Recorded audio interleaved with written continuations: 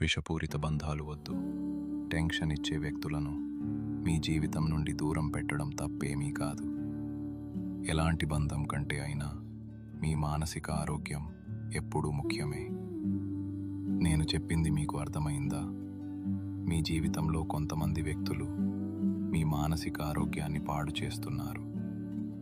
ఇది చాలా చెడ్డ విషయం. వారి బంధుత్వం కారణంగా మీరు దాన్ని జరగనిస్తున్నారు.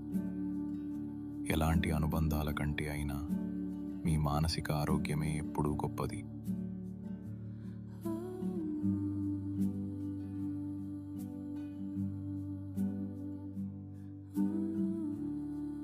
విషపూరిత బంధాలు వద్దు.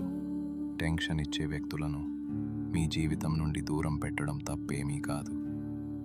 ఎలాంటి బంధం కంటే అయినా మీ మానసిక ఆరోగ్యం ఎప్పుడూ ముఖ్యమే.